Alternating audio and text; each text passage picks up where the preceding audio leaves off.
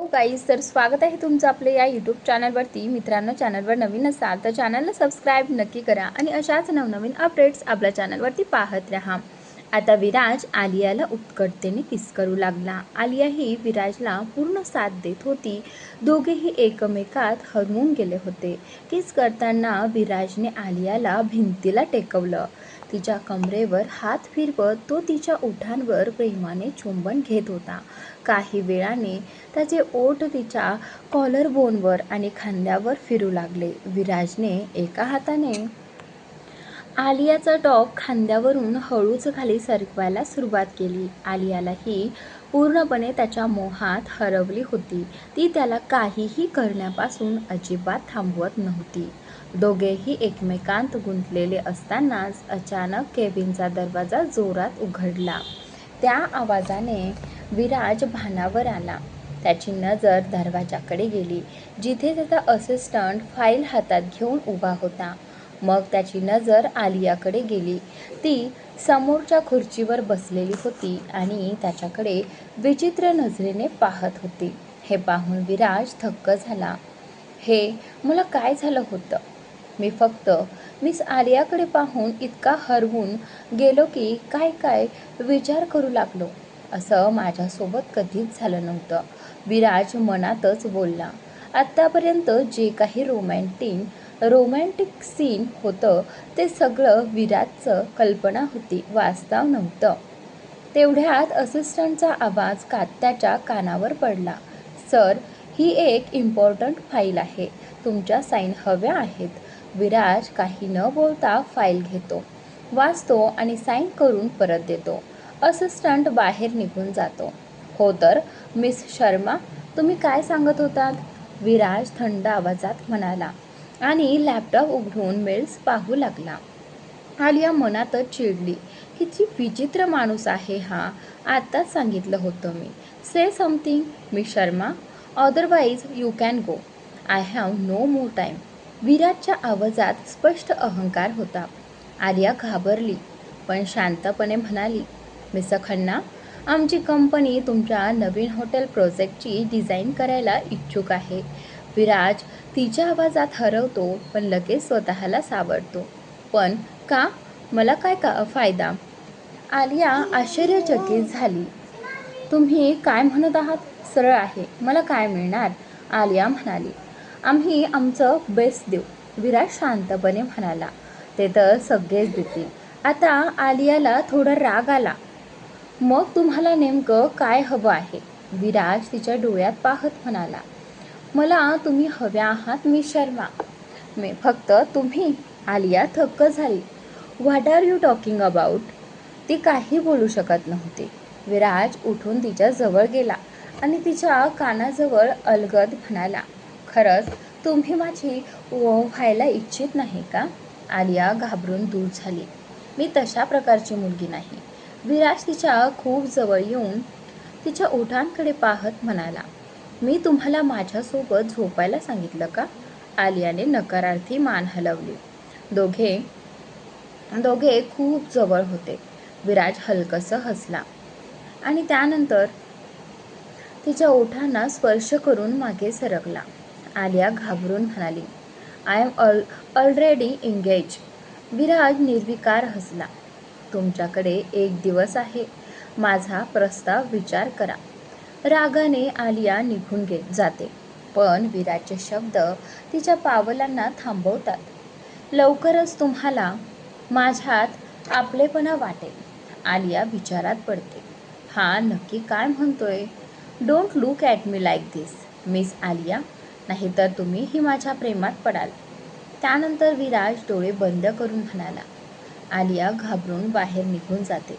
आलिया घरी येते, शॉवर घेते, पण तिच्या मनात सतत विराजचेच विचार. आरशात स्वतःच्या ओठांकडे पाहताना तिला त्याचा स्पर्श आठवतो. तिच्यासाठी तो पहिलाच अनुभव होता.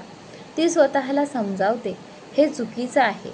शेवटी ती झोपते, पण तिच्या स्वप्नातही विराजच असतो. तिच्या ओठांवर एक धोकादायक डेव्हिलसारखं स्मित उमटलं. आता वेळ आली आहे मिस आलिया, तुला सत्याशी समोरासमोर आणण्याची. विराजच्या चेहऱ्यावर एक भयंकर स्मित पसरलं. त्यानंतर विराजने आपल्या मोबाईलवरून कोणाला तरी मेसेज टाईप करून पाठवला. मोबाईल टेबलवर ठेवत तो खुर्चीवर मागे टेकून डोळे मिटून बसला. काही क्षणांनी तो हलक्या आवाजात गाणं गुणगुणू लागला. ऑफिसमधल्या आपल्या केबिनमध्ये बसलेला विराज डोळे मिटून होता आणि त्या मिटलेल्या डोळ्यांमध्ये फक्त आलियाचा चेहराच फिरत होता. अचानक काहीतरी विचार करून त्याच्या ओठांवर पुन्हा तेच धोकादायक स्मित उमटलं. आता वेळ आली आहे मिस आलिया, तुला सत्याशी समोरासमोर आणण्याची, तो मनात पुटपुटला. संध्याकाळच्या सुमारास आलिया आपल्या रूममध्ये गाढ झोपली होती. तेवढ्यात तिची मैत्रीण जिया तिच्या रूममध्ये आली आणि तिला उठवत म्हणाली, आरू उठ ना यार, किती झोपणार आहेस. जियाने वारंवार उठवल्यावर आलिया हळूहळू उठली. डोळे चोळत ती म्हणाली, जिया तू ऑफिसमधून कधी आलीस. जिया थोडं तोंड वाकडं करत म्हणाली, मी तर बऱ्याच वेळापूर्वी आले आणि कधीपासून तुझी वाट बघते आणि तू मात्र काहीच पर्वा न करता घोडे गाढव विकून झोपली आहेस. हे ऐकून आलिया हलकसं हसली. हे ऐकून ती काही बोलणार इतक्यात जिया म्हणाली, चल ना, आज बाहेर कुठल्या तरी रेस्टॉरंटमध्ये डिनरला जाऊया. मला आज खूप स्पायसी काहीतरी खायचं आहे. आलिया हसत मान हलवत म्हणाली, ओके, तुझी इच्छा असेल तर जाऊया. मी आधी फ्रेश होऊन येते. ती उठणार इतक्यात तिचा मोबाईल वाजला आणि त्यावर एक मेसेजचा नोटिफिकेशन आला होता. आलियाने मोबाईल उचलून पाहिलं तर एका अनोळखी नंबरवरून मेसेज आला होता. सुरुवातीला तिला थोडं विचित्र वाटलं, पण तिने मेसेज उघडून पाहिलं. त्यात लिहिलं होतं, जर तुला तुझ्या मंगेतर करणचं खरं रूप जाणून घ्यायचं असेल तर 1 तासानंतर हॉटेल ब्ल्यू स्टारला ये. सगळं सत्य तुझ्या समोर येईल. तुझा शुभचिंतक. मेसेज वाचताच आलियाला खूप राग आला. जिया अजूनही तिच्यासोबतच होती. तिने आलियाच्या चेहऱ्यावरचा राग ओळखला आणि तिच्या खांद्यावर हात ठेवत विचारलं, काय झालं आरू, अचानक एवढा राग का आलाय. आलियानेही काही न बोलता मोबाईल तिच्याकडे दिला. जियाने मेसेज वाचला आणि तीही क्षणभर थक्क झाली. ती विचारू लागली, मग काय ठरवलंस, तू तिथे जाणार आहेस का. आलिया रागाने म्हणाली, नाही रे, मला माझ्या करणवर पूर्ण विश्वास आहे. हा नक्की कोणीतरी आहे जो आम्हा दोघांना वेगळं करण्याचा प्रयत्न करतोय, पण मी त्याला शोधून काढेन. ती रागाने लाल झाली होती. जियाने तिला शांत करत बेडवर बसवलं आणि पाणी दिलं. आलियाने एकाच घोटात सगळं पाणी संपवलं. जिया शांतपणे म्हणाली, पहा आरू, मला माहिती आहे की तुला करणवर खूप विश्वास आहे, पण एकदा तिथे जाऊन पाहण्यात काय हरकत आहे. जर सगळं खोटं निघालं तर आपण त्या मेसेज करणाऱ्याला शोधून चांगलाच धडा शिकवू. आलिया थोडा विचार करून म्हणाली, हो, तू बरोबर म्हणतेस. मला त्या माणसाला धडा शिकवायचाच आहे. असं म्हणत ती वॉशरूममध्ये गेली. जिया एक दीर्घ श्वास घेत म्हणाली, स्वतःशीच म्हणाली, माहीत नाही तू कोण आहेस, पण मला आनंद आहे की माझ्याशिवाय अजून कोणीतरी आलियासाठी चांगलं विचार करते. अर्ध्या तासानंतर दोघी तयार होऊन ब्ल्यू स्टार हॉटेलकडे निघाल्या. मात्र कोणीतरी त्यांच्यावर नजर ठेवून होतं. त्या फ्लॅटमधून बाहेर पडताच त्या व्यक्तीने कोणाला तरी फोन करून सगळी माहिती दिली. सुमारे 25 मिनिटात त्यांची कार हॉटेल ब्ल्यू स्टारसमोर थांबली. दोघीही आत गेल्या. हॉटेल खूप मोठं आणि आलिशान होतं. ज्या पहिल्यांदाच अशा ठिकाणी आली होती त्यामुळे ती आश्चर्याने सगळीकडे पाहत होती. तेवढ्यात तिची नजर लॉबीमध्ये उभ्या असलेल्या करणवर गेली. तिने लगेच आलियाला इशारा केला, आलियाने त्या दिशेला पाहिलं. करणला तिथे पाहून ती थक्कच झाली. ती जियासोबत त्याच्याकडे जायला लागली. पण करणजवळ उभ्या असलेल्या दुसऱ्या व्यक्तीला पाहताच ती पूर्णपणे हादरली. तिच्या डोळ्यात आश्चर्य दाटून आलं. समोर करणसोबत मायरा उभी होती. करणने आपला हात मायराच्या कमरेत घातला होता आणि मायरा त्याच्याजवळ बिलगून उभी होती. त्यांना पाहून असं वाटत होतं की दोघे एकमेकावर खूप प्रेम करतात. थोड्याच वेळात करण मायराचा हात धरून तिथून जिन्याकडे निघून गेला आणि त्यानंतर त्यांना जाताना पाहून आलिया त्या दिशेने जायला निघाली. तेवढ्यात जियाने तिचा हात पकडला. कुठे चालली आहेस आलिया? त्यांच्या मागे? खरंच तुला तिथे जायचं आहे का? जियाने तिच्याकडे पाहत विचारलं. आलिया काहीच बोलली नाही. काही क्षण ती शांतपणे समोर पाहत राहिली, जिथून आत्ताच करण मायरासोबत गेला होता. थोडा विचार करून आलियाने लगेच मोबाईल काढला आणि करणला फोन लावला. काही रिंगनंतर करणने कॉल उचलला आणि त्यानंतर ते प्रेमाने म्हणाला, हॅलो डिअर आलिया, मी आत्ताच तुला आठवत होतो. सांग ना कशी आहेस? आणि खन्ना एंटरप्राइजेसमधली मीटिंग कशी झाली? सगळं छान झालं. करण, तू सांग काय करत आहेस? जर तू फ्री असशील तर आपण बाहेर डिनरसाठी जाऊया का? आलिया नेहमीप्रमाणे शांतपणे म्हणाली.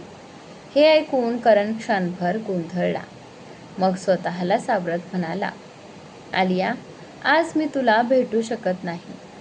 माझी एक खूप महत्त्वाची मीटिंग आहे आणि ती अटेंड करणं गरजेचं आहे. किती वेळ लागेल तेही सांगता येत नाही.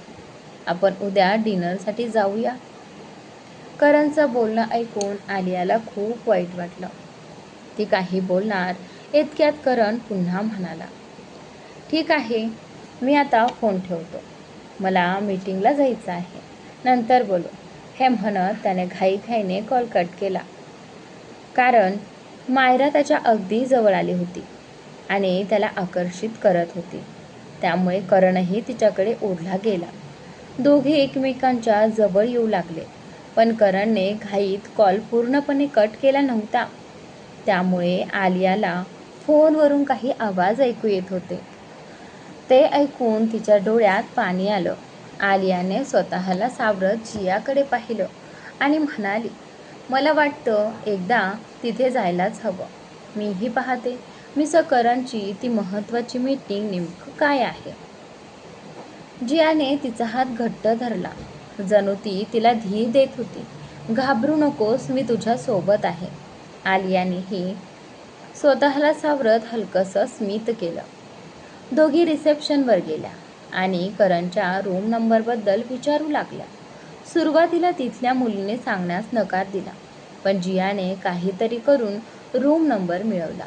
रूम नंबर मिळताच दोघी पटकन जिना चढून दुसऱ्या मजल्यावर गेल्या आणि करणच्या रूमकडे निघाल्या. काही वेळातच त्या रूमच्या बाहेर पोहोचल्या. दारावर एक छोटंसं कार्ड लटकलेलं होतं, डू नॉट डिस्टर्ब. ते पाहून आलियाचं मन आणखी खट्टू झालं. जिया हळूच कीहोलमधून आत डोकावून पाहू लागली. आत करण आणि मायरा एकमेकांच्या खूप जवळ होते. ते पाहून जियाने लगेच नजर वळवली. आलिया आत पाहण्यासाठी पुढे झुकली, पण जियाने तिला थांबवण्याचा प्रयत्न केला. नको बघूस. पण आलिया थांबली नाही. तिने आत पाहिलं आणि ते दृश्य पाहून तिचे डोळे विस्फारले. क्षणात ती मागे सरकली आणि तिथून निघून जाऊ लागली. जिया तिच्या मागे धावत गेली. आलिया, ऐक ना. पण आलिया काही ऐकत नव्हती. ती पुढे चालत राहिली. जिया धावत तिच्या जवळ पोहोचली आणि तिला थांबवत म्हणाली, मी तुला इतक्या वेळापासून हाक मारते, तू का ऐकत नाहीयेस? आणि अशी एकटी कुठे चालली आहेस? जिया प्लीज, मला एकटं राहू दे. मी नंतर घरी येईन, तू जा. आलिया शांत पण तुटलेल्या आवाजात म्हणाली. जिया म्हणाली, नाही, मी तुला अशा अवस्थेत एकटं सोडणार नाही. पण आलियाने तिला शपथ घालून तिथून जाण्यास सांगितलं. नाईलाजाने जियाला तिथून जावं लागलं. जिया गेल्यावर आलिया रस्त्यावर एकटीच भांबावलेल्या अवस्थेत चालू लागली. तिच्या डोळ्यांसमोर पुन्हा पुन्हा तेच दृश्य येत होतं. तिच्या डोळ्यातून अश्रू सतत वाहत होते. मित्रांनो, आपल्या या व्हिडिओमध्ये आणि टेक्स्टमध्ये जरा गडबड होत आहे, जरा घाई होत आहे, त्यामुळे स्टोरी थोडी मागे पुढे होत आहे. तर प्लीज आत्ता आपलं चालू टेक्स्ट येईलच, तर तिथपासून मी आपला व्हिडिओ रेकॉर्ड करायला सुरुवात करेल.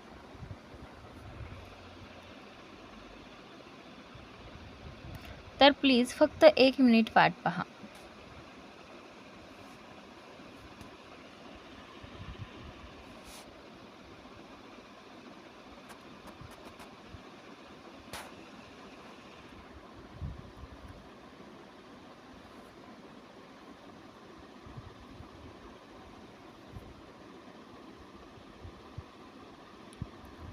जिया प्लीज, मला एकटं राहू दे, मी नंतर घरी येईन, तू जा, आलिया शांत पण तुटलेल्या आवाजात म्हणाली.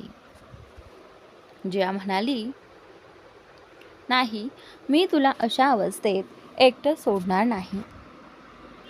पण आलियाने तिला शपथ घालून तिथून जाण्यास सांगितलं. नाईलाजाने जियाला तिथून जावं लागलं. जिया गेल्यावर आलिया रस्त्यावर एकटीच भांबावलेल्या अवस्थेत चालू लागली. तिच्या डोळ्यांसमोर पुन्हा पुन्हा तेच दृश्य येत होतं. तिच्या डोळ्यातून अश्रू सतत वाहत होते. तर मित्रांनो, मगाशी आपण इथपर्यंत आलो होतो, तर आपण इथून पुढची स्टोरी आता पाहणार आहोत. थोड्या अंतरावर कुणीतरी उभं राहून तिला अशा अवस्थेत पाहत होतं. अचानक रस्त्यावरून एक ट्रक वेगाने तिच्या दिशेने येत होता, पण आलियाला त्याचं काहीच भान नव्हतं. आलिया पूर्णपणे बेसूद अवस्थेत कुणाचाही विचार न करता रस्त्यावर चालत होती. तिच्या मागून येणाऱ्या ट्रकचा आवाजसुद्धा तिला ऐकू येत नव्हता. ट्रक अगदी तिच्या जवळ येणार इतक्यात अचानक कुणीतरी धावत येऊन तिला जोरात ओढत आपल्या मजबूत बाहूंमध्ये घट्ट पकडून घेतलं. अचानक स्वतःला कुणाच्या मिठीत पाहून आलिया घाबरली, पण काही क्षणातच ती सावरली आणि समोर उभ्या असलेल्या व्यक्तीकडे पाहिलं. त्याला पाहताच तिच्या डोळ्यात आश्चर्य दाटलं आणि तिच्या तोंडून फक्त एकच शब्द बाहेर पडला, तुम्ही? तो व्यक्ती काही बोलणार इतक्यातच आलियाचे डोळे जड झाले आणि ती पुन्हा बेशुद्ध होऊन त्याच्या बाहुपाशात कोसळली. त्या व्यक्तीने काही क्षण निर्विकार नजरेने तिच्याकडे पाहिलं आणि मग तिला अलगद उचलून आपल्या कारजवळ नेलं. त्याने पटकन कारचं दार उघडून आलियाला पुढच्या सीटवर बसवलं, सीट बेल्ट लावला आणि दार बंद केलं.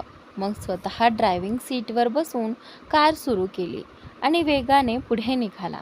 दरम्यान जिया फ्लॅटवर पोहोचून चिंतेने व्याकुळ झाली होती.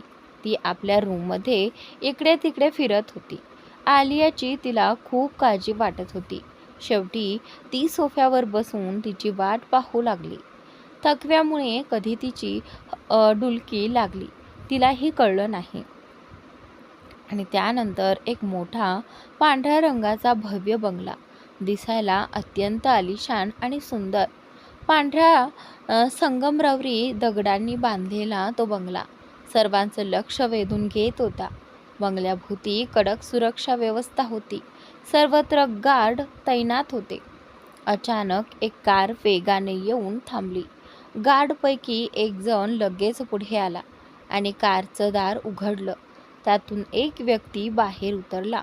मग तो लगेच दुसऱ्या बाजूने जाऊन आलियाला बाहेर काढून आपल्या हातात उचलून घेतलं आणि लांबच पावलं टाकत थेट बंगल्याच्या आत गेला. हे सगळं पाहून गार्ड थक्क झाले. त्यांना स्वतःच्या डोळ्यांवर विश्वास बसत नव्हता. त्यांचा बॉस, जो कधी कोणत्याही मुलीकडे नजरही उचलत नसे, आज एका मुलीला आपल्या हातात घेऊन चालला होता. त्या मुलीचा चेहरा स्पष्ट दिसत नव्हता, पण ती खूपच निरागस आणि सुंदर दिसत होती. गाढ मनात विचार करत होते, ही निरागस मुलगी आपल्या डेव्हिल बॉसच्या जाळ्यात कशी काय अडकली. आणि त्यानंतर तो व्यक्ती जाताना त्याने गार्डकडे एक जळजळीत कटाक्ष टाकला. त्या नजरेने सगळे गार्ड घाबरून खाली पाहू लागले. तो व्यक्ती म्हणजे विराज खन्ना. विराज आलियाला घेऊन थेट आपल्या मास्टर बेडरूममध्ये गेला. त्याने अतिशय काळजीपूर्वक तिला बेडवर झोपवलं. जणू ती काचेची बाहुलीच होती, जिचा थोडासा धक्का लागला तरी ती तुटेल. काही वेळात एक लेडी डॉक्टर गार्डसोबत तिथे आली. तिने आलियाची तपासणी केली आणि तिला इंजेक्शन दिलं. विराज तिच्या बाजूलाच बसून तिचा हात धरून होता. आणि त्यानंतर डॉक्टर विराजकडे नीट पाहायला सुद्धा घाबरत होती. त्याचा व्यक्तिमत्वच इतकं भयानक होतं. ती हळू आवाजात म्हणाली, मिस्टर खन्ना, बहुतेक यांनी सकाळपासून काही खाल्लं नाही, त्यामुळे त्यांचा BP लो झाला आहे, म्हणून त्या बेशुद्ध झाल्यात. मी इंजेक्शन दिलं आहे. शुद्धीवर आल्यावर त्यांना काही खायला द्या आणि ही औषधं द्या, असं सांगून ती निघून गेली. विराजने एका गार्डला बोलावून औषध आणायला सांगितलं. गार्ड निघून गेल्यावर तो पुन्हा आलियाजवळ बसला. तिच्या केसांवरून हात फिरवत तो हळू आवाजात म्हणाला, मी तुला कधीच काही होऊ देणार नाही आणि ज्यामुळे तुझी ही अवस्था झाली आहे त्यांना लवकरच रक्ताचे अश्रू रडावे लागतील. शेवटचं वाक्य त्याने प्रचंड रागाने म्हटलं. नंतर तो हलकेच झुकला आणि आलियाच्या कपाळावर अलगद चुंबन दिलं. इतक्यात त्याचा मोबाईल वाजला. त्याने फोन उचलला. समोरून काय बोललं गेलं ते ऐकताच त्याचा चेहरा काळवंडला. आता तो आणखीनच भयानक दिसत होता, ज्याला पाहून कुणाच्याही अंगावर काटा येईल. एक मुलगी जी दिसायला अतिशय सुंदर होती, जणू एखाद्या परीसारखी. तिला पाहून कोणाचंही मन तिच्यावर जाईल. ती मुलगी छान तयार होऊन कोणाची तरी आतुरतेने वाट पाहत उभी होती. तिच्या डोळ्यात त्या क्षणी एक वेगळीच चमक होती. तेवढ्यात तिथे एक मुलगा आला. त्याला पाहताच ती मुलगी खूप आनंदी झाली आणि धावतच त्याला मिठी मारण्यासाठी त्याच्याकडे जाऊ लागली. तो मुलगाही तिच्याकडे येऊ लागला. हे पाहून ती आणखीनच खुश झाली. पण जशी ती त्याला मिठी मारणार होती तसाच तो मुलगा तिच्यापासून दूर झाला आणि बाजूला उभ्या असलेल्या दुसऱ्या मुलीला जाऊन मिठी मारली. हे पाहून ती मुलगी थक्क झाली. तिला स्वतःच्या डोळ्यांवर विश्वासच बसत नव्हता. ती हळूहळू त्यांच्याकडे जाऊ लागली. तेवढ्यात तो मुलगा त्या दुसऱ्या मुलीला किस करू लागला. दोघंही एकमेकात हरवून गेले होते. हे सगळं पाहून त्या सुंदर मुलीचं हृदय तुटलं. थोड्या वेळाने ते दोघं दूर झाले आणि समोर उभ्या असलेल्या त्या मुलीकडे पाहून हसू लागले. तो मुलगा हसत म्हणाला, किती सोपं आहे ना तुला मूर्ख बनवणं आलिया. आता तुम्हाला कळलंच असेल, ती सुंदर मुलगी म्हणजे आलिया. तो मुलगा म्हणजे तिचा फसवणूक करणारा मंगेतर करण आणि त्याच्यासोबत असलेली मुलगी आलियाची सावत्र बहीण मायरा. मायरा पुढे येत आलियाचा उपहास करत म्हणाली, अगं माझी भोळी बहीण, बघ नेहमीप्रमाणे तुझं सगळं मी पुन्हा घेतलं, तुझा मंगेतरही. हे बोलून मायरा मोठ्याने हसू लागली.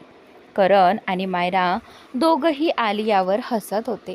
नाही, एकदम मोठ्या किंचाळीसह आलियाची झोप मोडली. ती घाबरून उठून बसली. बाहेर बाल्कनीत उभा असलेला विराज आकाशातल्या काळ्या ढगांकडे निर्विकारपणे पाहत होता. तिची किंकाळी ऐकताच तो लगेच आत आला. आत येऊन त्यानं पाहिलं. आलिया घाबरलेली धापा टाकत बसली होती. तिचं पूर्ण शरीर घामाने भिजलं होतं. डोळ्यात भीती आणि अश्रू होते. विराज लगेच तिच्या जवळ गेला आणि तिला जवळ घेत शांत करू लागला.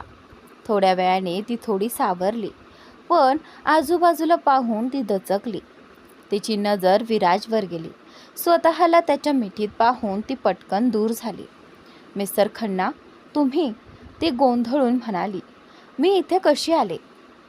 विराज तिच्याकडे पाहत म्हणाला, मला वाटलं नव्हतं की तू इतकी कमकुवत आहेस. एका धोक्यामुळे आयुष्य संपवायचं. हे ऐकून आलियाचा राग अनावर झाला.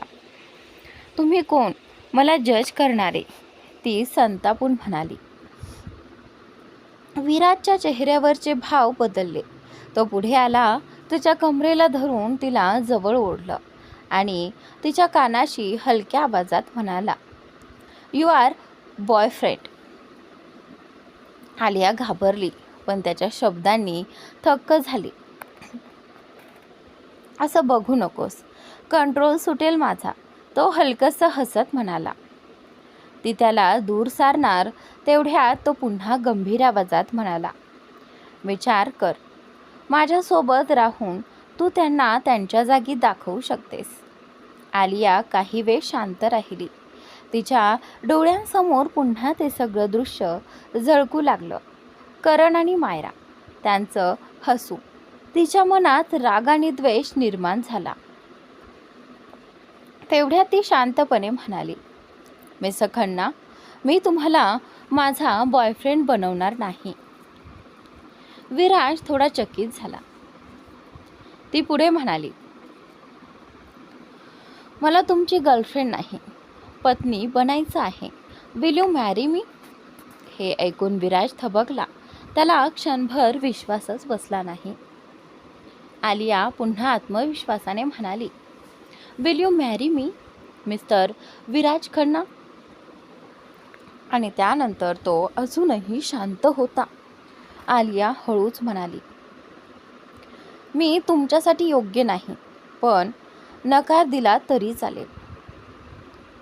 ती पुढे बोलणार तेवढ्यात विराजने तिला जवळ ओढलं आणि तिच्या ओठांवर हलकासा चुंबन घेतला. थोड्या वेळाने तो तिच्या कपाळ लावून म्हणाला, मला जगात फक्त एकच मुलगी हवी आहे आणि ती म्हणजे तू, आलिया. यस, आय विल मॅरी यू. आलियाच्या चेहऱ्यावर हलकी स्मित उमटली. तिच्या मनात एक वेगळीच भावना दाटून आली. नंतर ती बाथरूममध्ये गेली. शॉवरखाली उभी राहून ती पुन्हा त्या क्षणांना आठवत होती. तिच्या ओठांवर नकळत हसू उमटलं. अर्ध्या तासाने ती बाहेर आली. पांढऱ्या बाथरोबमध्ये केस पुसत ती आरशासमोर उभी राहिली. तेवढ्यात विराज तिच्या मागून आला. तिच्या कमरेभोवती हात ठेवून तिच्या खांद्यावर चेहरा टेकवला. तो हलक्या आवाजात म्हणाला, चल ना जान, आजच लग्न करूया. हे ऐकून आलियाने काहीतरी असं उत्तर दिलं ज्यामुळे विराज काही क्षणांसाठी पूर्णपणे शांत झाला. आलिया विराजचं बोलणं ऐकून दचकली आणि मोठ्या डोळ्यांनी त्याच्याकडे पाहत राहिली. तेवढ्यात विराजने एक पेपर बॅग आलियाकडे पुढे करत म्हणाला, या तुझ्यासाठी कपडे आहेत, ते घालून लवकर रेडी हो, मी खाली तुझी वाट पाहतोय. असं म्हणत त्याने आलियाच्या कपाळावर हलकं चुंबन घेतलं आणि बाहेर जायला वळला. तेवढ्यात आलियाने त्याला थांबवत निर्विकारपणे म्हटलं, मिस्टर खन्ना, तुमच्याशी लग्न करण्याआधी माझ्या काही अटी आहेत. हे ऐकून विराज थांबला. तिच्याकडे वळून थोड्या कठोर आवाजात म्हणाला, बोल, काय अटी आहेत तुझ्या? आलिया त्याच्याकडे न पाहता शांतपणे म्हणाली, माझ्या 2 अटी आहेत. पहिली, आपल्या लग्नाबद्दल तुम्ही कोणालाही काही सांगणार नाही जोपर्यंत मी सांगत नाही. दुसरी, मी तयार होईपर्यंत तुम्ही माझ्या जवळ येणार नाही. हे ऐकताच विराजचा चेहरा थोडा कडक झाला. तो मोठ्या पावलांनी तिच्याकडे गेला आणि म्हणाला, पहिली अट मान्य आहे, पण दुसरी अट, सॉरी, ती मी मान्य करू शकत नाही. हे ऐकून आलिया आश्चर्याने त्याच्याकडे पाहू लागली. तेव्हा विराजने तिच्या गालावर हात ठेवत हळू आवाजात म्हटलं, हो, पण तू तयार नसशील तोपर्यंत मी तुझ्याशी जवळीक साधणार नाही. पण तुला माझ्याकडे ओढण्यासाठी मी प्रयत्न करणारच, जेणेकरून तू लवकरात लवकर माझी होशील. हे ऐकताच आलियाचा चेहरा लाजेने लाल झाला. ती नजर खाली करून शांत उभी राहिली. तिच्या अंगातून एक वेगळीच भावना पसरली. तिने पटकन त्याला दूर करत म्हटलं, जेव्हा तुम्ही माझी अट मानत नाही तेव्हा तुम्ही इथून जाऊ शकता. विराज हसत तिच्या गालावर हलकं चुंबन देऊन बाहेर गेला. त्याच्या जाण्यानंतर आलियाने हातातला पॅकेट उघडला. त्यात लाल रंगाची शिफॉन साडी होती, ज्याच्या बॉर्डरवर सुंदर डायमंड वर्क केलेलं होतं. साडी खूपच आकर्षक होती. आलियालाही ती खूप आवडली. ती लगेच साडी घेऊन चेंजिंग रूममध्ये तयार होण्यासाठी गेली. थोड्या वेळाने आलिया साडी नेसून बाहेर आली आणि आरशासमोर उभी राहून केस सेट करू लागली. ती स्वतःला सजवण्यात इतकी गुंग झाली होती की विराज कधी आत आला तिला कळलंच नाही. तो तिला एकटक पाहत उभा होता. अचानक आलियाला आपल्या मानेजवळ कुणाच्या गरम श्वासाची जाणीव झाली.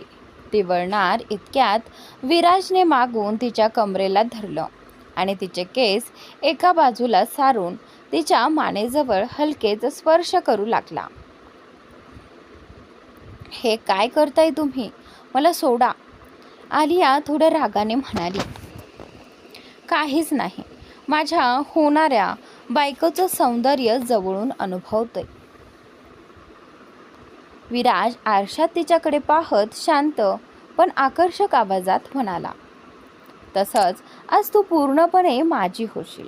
मग तू कितीही थांबवण्याचा प्रयत्न केलास तरी मी थांबणार नाही. आलिया त्याच्याकडे आश्चर्याने पाहत म्हणाली, कदाचित तुम्ही विसरत आहात मिस्टर खन्ना, तुम्ही आत्ताच काय वचन दिलंय? हे ऐकून विराजचा चेहरा उतरला. तो थोडा नाराज होऊन मागे सरकला आणि शांत उभा राहिला. त्याचा तो निरागस चेहरा पाहून आलियाला हसू आलं. ती हसू दाबत पुन्हा केस नीट करू लागली. विराज मात्र तिला एकटक पाहत होता. लाल साडीत आलिया अत्यंत सुंदर दिसत होती. तिच्या सडपातळ कमरेकडे त्याचं वारंवार लक्ष जात होतं. तो स्वतःला कसंबसं सावरत उभा होता. काही वेळाने दोघेही तयार होऊन बाहेर आले. विराजने आलियाचा हात धरून तिला विलाच्या बाहेर आणलं. बाहेर आधीच कार तयार होती. ड्रायव्हरने लगेच मागचा दरवाजा उघडला आणि दोघेही गाडीत बसले. गाडीच्या पुढे आणि मागे आणखी गाड्या होत्या, ज्यात सुरक्षा कर्मचारी होते. त्या सगळ्या गाड्यांच्या मध्ये विराजची गाडी होती. सगळ्या गाड्या वेगाने कोर्टच्या दिशेने निघाल्या. गाडीत शांतता पसरली होती. विराज आणि आलिया दोघेही शांत बसले होते. त्यांच्या चेहऱ्यावर कोणताही भाव नव्हता. त्यांना पाहून कुणालाही त्यांच्या मनात काय चाललंय याचा अंदाज लावणं अशक्य होतं. तो स्वतःलाही समजत नव्हतं की त्याच्या मनात नेमकं काय चाललं आहे. तो निर्विकार चेहऱ्याने शांतपणे आपल्या जागेवर बसला होता. विराज आपल्या मोबाईलमध्ये काही मेल्स तपासत होता, तर आलिया खिडकीबाहेरच्या नजाऱ्याकडे पाहत विचारात हरवली होती. काही वेळातच जवळजवळ अर्धा तास उलटला. आलियाला अजूनही समजत नव्हतं की ते दोघे तयार होऊन नक्की कुठे जात आहेत. अचानक ड्रायव्हरने गाडी एका ठिकाणी थांबवली आणि आलिया आश्चर्याने पाहतच राहिली. थोड्याच वेळात दोघे बाहेर आले. विराजने आलियाचा हात धरला आणि तिला विलातून बाहेर घेऊन आला. बाहेर त्याची कार आधीच तयार होती. ड्रायव्हरने लगेच बॅक सीटचं दार उघडलं आणि विराज आलियासोबत गाडीत बसला. गाडी लगेच सुरू झाली. विराजच्या गाडीच्या पुढे मागे दोन गाड्या होत्या. त्या चारही गाड्यांमध्ये त्यांचे बॉडीगार्ड्स होते, जे त्याच्या सुरक्षेसाठी तैनात होते. त्या सगळ्या गाड्यांच्या मध्ये विराजची रोल्स रॉयस होती आणि सगळा ताफा वेगाने कोर्टाच्या दिशेने निघाला. गाडीत पूर्ण शांतता पसरली होती. विराज आणि आलिया दोघेही एकमेकांशी काहीच बोलत नव्हते. त्यांच्या चेहऱ्यावर कोणतीही भावना नव्हती. त्यांना पाहून कोणालाही समजणार नव्हतं की त्यांच्या मनात काय सुरू आहे. विराज मोबाईलमध्ये मेल्स पाहत होता, तर आलिया बाहेरच्या दृश्यांकडे पाहत विचारात गढून गेली होती. संपूर्ण प्रवासात दोघांमध्ये एकही शब्द झाला नाही. आलिया खिडकीबाहेर पाहत स्वतःच्या विचारात हरवली होती. तिच्या मनात वारंवार एकच प्रश्न येत होता, ती जे करणार आहे ते योग्य आहे का? एका दिवसात तिचं आयुष्य किती बदललं होतं. कालपर्यंत ती करणची मंगेतर होती आणि आज ती विराज खन्नाची पत्नी बनणार होती. थोड्याच वेळात गाडी कोर्टासमोर थांबली. विराजचे बॉडीगार्ड्स लगेच गाड्यांमधून उतरले आणि त्याच्यासाठी दरवाजा उघडला. विराज बाहेर आला, आपला सूट नीट केला आणि दुसऱ्या बाजूला जाऊन आलियासाठी दरवाजा उघडला. त्याने हात पुढे केला. आलियाने त्याच्या हाताकडे एक कटाक्ष टाकला आणि नाईलाजाने त्याचा हात धरून खाली उतरली. दोघेही हातात हात घालून एकत्र चालू लागले. दोघेही खूप सुंदर दिसत होते. आलियाने लाल रंगाची शिफॉनची साडी परिधान केली होती, तर विराज निळ्या टॅक्सिडोमध्ये अत्यंत देखणा आणि आकर्षक दिसत होता. आलियाची नजर वारंवार त्याच्याकडे वळत होती आणि ती स्वतःला रोखण्याचा प्रयत्न करत होती. कोर्टाजवळ पोहोचताच आलियाची नजर समोर उभ्या जियावर पडली आणि ती थोडी आश्चर्यचकित झाली. जिया आणि विराजचा असिस्टंट तिथे आधीच उभे होते. आलिया कधी जियाकडे तर कधी विराजकडे पाहत होती. विराजने डोळ्यांनीच इशारा करत जणू सांगितलं, मीच तिला बोलावलं आहे. खरं तर विराजने आधीच आपल्या असिस्टंटला सांगून आलियाची मैत्रीण जियाला कोर्टात बोलावलं होतं. आलियाचं लग्न होतंय हे कळताच जिया सुरुवातीला खूप घाबरली होती. तिला वाटलं होतं की आलिया करणशीच लग्न करत असेल, पण जेव्हा तिला समजलं की आलियाचं लग्न विराज खन्ना, एशियातील एक प्रसिद्ध उद्योगपती याच्याशी होत आहे, तेव्हा तिच्या आनंदाला पारावर उरला नाही. ती पटकन तयार होऊन असिस्टंटसोबत कोर्टात पोहोचली. जिया आणि आलिया एकमेकींना पाहताच आनंदाने एकमेकींच्या गळ्यात पडल्या. जिया हळू आवाजात म्हणाली, आलिया, मला तुझ्यासाठी खूप आनंद होत आहे. तू इतक्या मोठ्या व्यक्तीशी लग्न करशील असं मला कधी वाटलं नव्हतं. I am so happy for you. आलियाने हलकंसं स्मित केलं आणि दोघी वेगळ्या झाल्या. विराजने आलियाचा हात धरून तिला कोर्टात नेलं. तिथे आधीच सर्व औपचारिकता पूर्ण झालेली होती. कोर्टात पोहोचल्यावर अवघ्या अर्ध्या तासात दोघांचं लग्न पूर्ण झालं. थोड्या वेळाने ते दोघं कोर्टाबाहेर आले. आलियाच्या हातात लग्नाचं प्रमाणपत्र होतं. ती कधी विराजकडे पाहत होती तर कधी त्या प्रमाणपत्राकडे. विराज मात्र तिच्या या वागण्याकडे पाहून मनोमन हसत होता. त्याच्या ओठांवर एक हलकीशी रहस्यमय स्मितरेषा होती, जणू त्याने एखादी मोठी लढाई जिंकली होती. थोड्याच वेळात ते परत गाडीत बसले. पुढच्या गाडीत विराज आणि आलिया होते, तर मागच्या गाडीत जिया आणि असिस्टंट होते. जवळजवळ एका तासानंतर गाड्या एका मोठ्या व्हिलासमोर थांबल्या. तो व्हिला वेगळाच होता. हाच तो व्हिला नव्हता जिथे विराज आधी आलियाला घेऊन गेला होता. हा तर एखाद्या स्वप्नांच्या दुनियेतील महालच वाटत होता. आलिया समोरचं दृश्य पाहून थक्क झाली. ती कधी त्या व्हिलाकडे पाहत होती तर कधी विराजकडे. पण तिने असं काय पाहिलं होतं की तिचे डोळे अक्षरशः विस्पारले होते. आरोही एकटक समोरच्या विलाकडे पाहत उभी होती. तिने एक नजर दक्षकडे टाकली तर दक्ष ओठांवर हलकी स्मितरेषा घेऊन तिच्याकडे पाहत होता. पुढच्या क्षणी त्याने अचानक तिच्या कमरेभोवती हात टाकून तिला आपल्या जवळ ओढलं. हे पाहताच आरोही घाईघाईने त्याचे हात दूर करत म्हणाली, हे तुम्ही काय करत आहात? त्यावर दक्ष हसत म्हणाला, काही नाही, तू माझी बायको आहेस, मग मी तुला धरूही शकत नाही का? असं म्हणत त्याने तिचा चेहरा आपल्या जवळ आणला. तर मित्रांनो, इथे चुकून दक्ष झालेला आहे. तर आपला दक्ष आणि आपल्या स्टोरीच्या हिरोईनचं नाव आलिया आहे, आरोही नाही. तर इथे चुकून दक्ष आणि आरोही झाला आहे, तर प्लीज समजून घ्या. विराज इतका जवळ आल्यामुळे आलियाला अंगभर एक वेगळीच घबराहट जाणू लागली. ती स्वतःला त्याच्यापासून सोडवण्याचा प्रयत्न करू लागली, पण विराजची पकड आणखी घट्ट होत गेली. तिच्या कानाजवळ झुकत तो हलक्या आवाजात म्हणाला, सांग ना, इतक्या वेळपासून मला का पाहत होतीस? जणू काही सांगायचं आहे असं वाटतंय.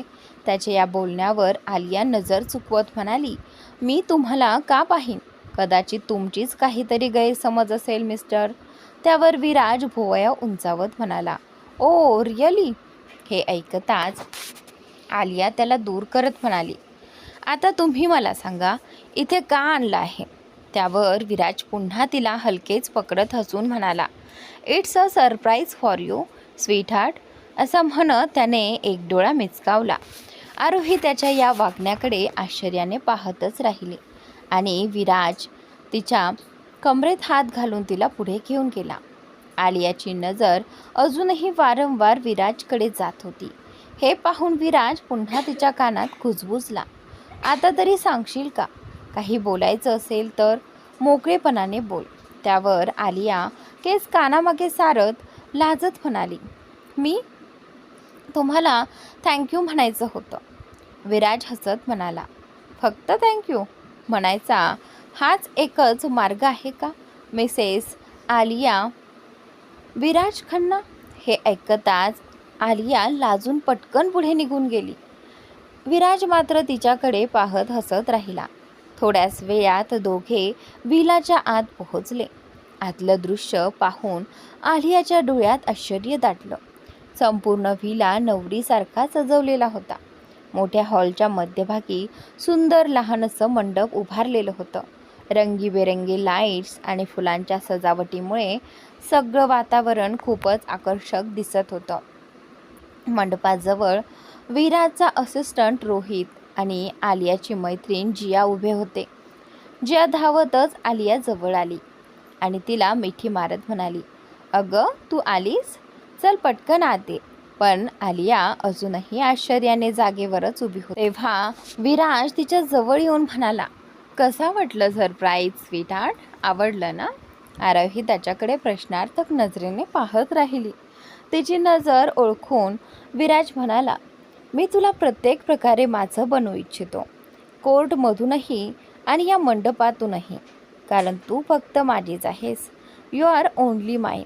असं म्हणत तो तिला घेऊन मंडपाकडे गेला. दोघेही मंडपात बसले आणि पंडितजींनी विधी सुरू केले. आलियाच्या डोळ्यात पाणी दाटलं होतं. कधी ती विराजकडे पाहत होती तर कधी त्या सुंदर सजावटीकडे. कालच तिने करणला आपल्या बहिणी मायरासोबत पाहिलं होतं. तेव्हा तिला वाटलं होतं की तिचं आयुष्य संपलं, पण आज तिला जाणवलं देवाने तिच्यासाठी काहीतरी अधिक सुंदर ठेवलं होतं. विराजसोबत तिला एक वेगळंच समाधान आणि आनंद मिळत होता. ती मनोमन देवाचे आभार मानत होती आणि थोड्या अंतरावर उभी जिया हे सगळं पाहत होती आणि आनंदाने देवाला प्रार्थना करत होती, देवा, माझ्या मैत्रिणीच्या आयुष्यात इतकं प्रेम आणि आनंद दिल्याबद्दल धन्यवाद. यांना कधीही कुणाची नजर लागू नये. जिया मनातच हसत होती. तर बाजूला उभा असलेला रोहित तिच्याकडे विचित्र नजरेने पाहत होता. जिया प्रार्थना करताना केलेल्या हावभावामुळे त्याला ती थोडी वेडीच वाटत होती.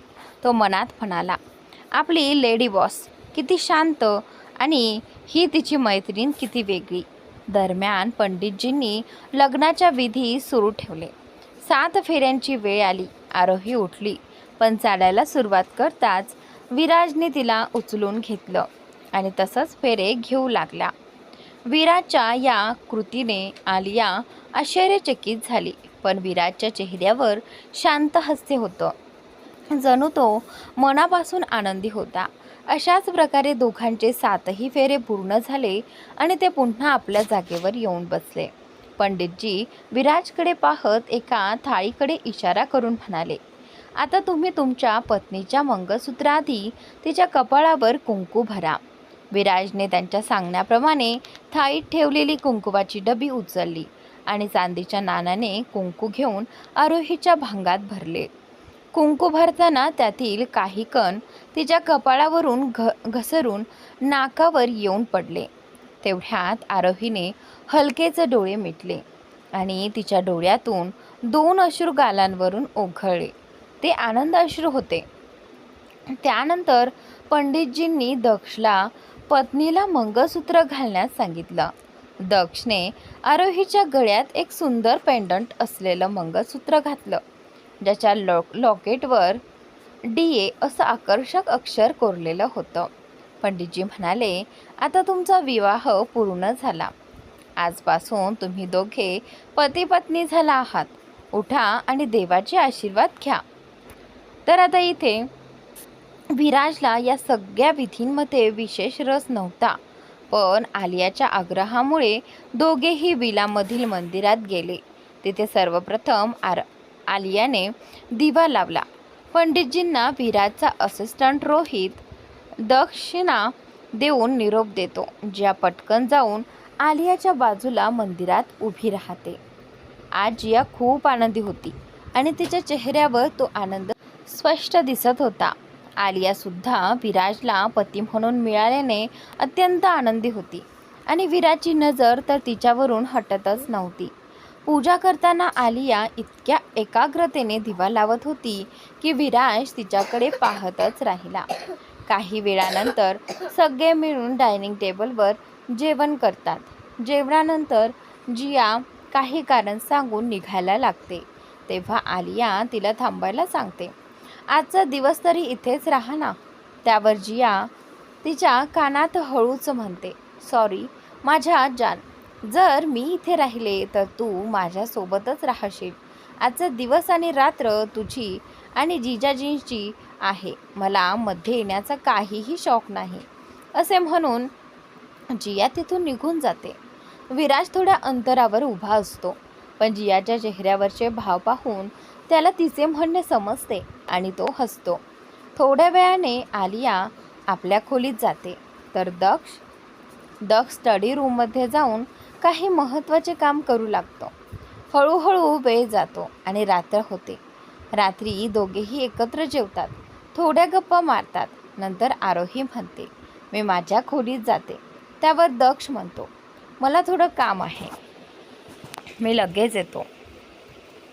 आरोही आपल्या खोलीत जाऊन बाल्कनीत उभी राहते आणि बाहेर पाहू लागते. काही वेळानंतर ती परत वळून खोलीत पाहते आणि क्षणभर थक्क होते. खोली अतिशय सुंदरपणे सजवलेली असते. ती विचार करू लागते, दुपारी मी इथे आले तेव्हा तर असं काहीच नव्हतं. एवढ्या कमी वेळात इतकी सुंदर सजावट कशी झाली? आणि त्यानंतर ती अजूनही विचारात गुंतलेली असतानाच तिला आपल्या खांद्यावर कुणाच्या उष्ण श्वासांची जाणीव होते. ती मागे वळण्याआधीच विराज तिच्या कमरेभोवती हात टाकून तिला आपल्या जवळ ओढतो आणि तिच्या कानात काहीतरी कुजबुजतो. हे ऐकून आलिया आश्चर्यचकित होऊन त्याच्याकडे मोठ्या डोळ्यांनी पाहू लागते.